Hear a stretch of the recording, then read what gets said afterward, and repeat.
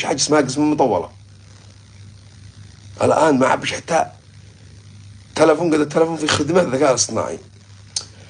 أشتي تصمم لي لوحة عرضها كذا في كذا،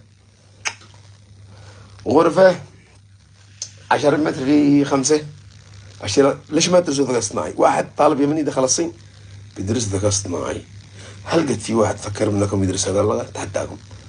هل في واحد منكم بعد الإعدادية بيصير يدرس تصميم مواقع إلكترونية؟ تحداكم. ما بدرس في الجامعة تخصص، ما هو اي تي، ما يتي شي تي. هندسة نفط، سر خرج النفط ما بيش، ما لقيناش. ما الناس بيتقاتلوا من محافظة الله محافظة، لو قد تطلع بير غاز لله ينحتوا الأرض. استغفر الله العظيم. هندسة نفط، سر يدور لك نفط ويدرس ويتخرج ويفعل له كوفية ويفرسوا له. ما درس قالوا هندسة نفط، ما درس قالوا هندسة معمارية، ما درس قالوا خلاص. الموضوع ألهم من هذا. يتخرج الشاب ويقول له أنت ما شاء الله أنت الآن درست هندسة معمارية وهندسة كذا وهندسة ما شاء الله، ما رأيك ندرسك نزوجك؟ يزوجوه يجنن، يتزوج يجنن، يشتغل ويشتي يصرف على مرته.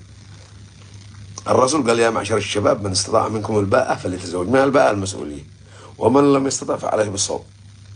وإحنا زوجوهم فقراء يغنيهم الله فضله، هي آية الأيامة. أما الرسول قال إذا ما تقدرش تصرف على بنت الناس قر. الوضع صعب. أنا كنت في اليمن والتقي بشباب يا يوسف يا من عن شين بيع الجنبي حكى بي ولا قال مش يتزوج. قلت ليش تبيع هنا وانت شباب؟ أقسم بالله العظيم إني شقيت في الكهرباء وكنت أرقد تحت المولد. دق دق دق دق دق دق دق وقعد ساعة كلب البنبه. صرت كلب البنبه بب بب بب بب بب بب من قوة الصوت، وقعد اخبل واجمع اجمع اجمع اجمع. فرشت اقسم بالله واشتريت غسالة والله وبالله وتالله، واشتريت البوتاجاز اقسم بالله. تعبت من عام 2005 لا 2013 ما شو عيب.